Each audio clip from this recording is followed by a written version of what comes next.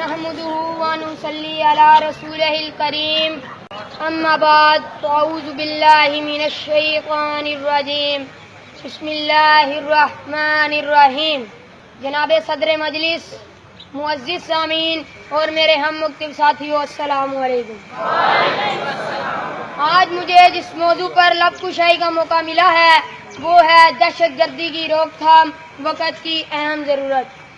جناب صدر، آج ہم بلا شبہ دہشت گردی کے دور سے گزر رہے ہیں۔ دہشت گردی کی وجہ سے ہر طرف بے چینی، بد امنی اور خوف کے سائے منڈلا رہے ہیں۔ کوئی بھی انسان اپنے آپ کو محفوظ نہیں سمجھتا۔ کہیں مساجد میں بم بلاسٹ ہو رہے ہیں تو کہیں معصوم بچوں کو اسکولوں اور کالجز میں بم دھماکوں سے ابدی نیند سلایا جا رہا ہے۔ کہیں بچوں اور عورتوں کے خون سے ہولی کھیلی جا رہی ہے۔ جناب صدر، ہم کس ماحول اور معاشرہ میں رہ رہے ہیں؟ جب مائیں صبح اپنے بچوں کو اسکول بھیجتی ہیں تو اللہ سے دعائیں کرتی ہیں، اے اللہ ہمارے بچوں کو خیر و عافیت سے گھر واپس لوٹانا۔ جناب صدر، کیا ہم نے یہ خطہ ارض پاکستان اس لیے حاصل کیا تھا؟ کیا ہمارے بزرگوں نے اپنی جانوں کے نذرانے اس لیے پیش کیے تھے کہ یہاں دہشت گردی اور بد امنی ہو؟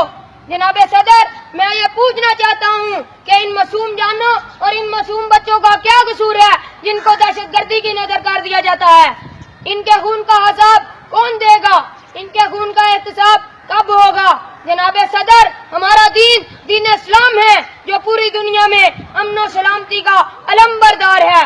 آج لوگ کہتے ہیں کہ مسلمان دہشت گردی پھیلا رہے ہیں، اس لیے میں کہتا ہوں کہ اسلام اور دہشت گردی کا آپس میں دور کا بھی کوئی تعلق نہیں ہے۔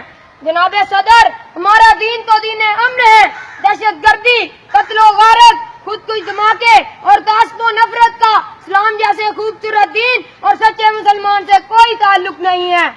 جناب صدر، جو اسلام مجھے بلا ضرورت پانی بہانے کی اجازت نہیں دیتا، وہ بے گناہوں کا خون بہانے کی اجازت کیسے دے سکتا ہے؟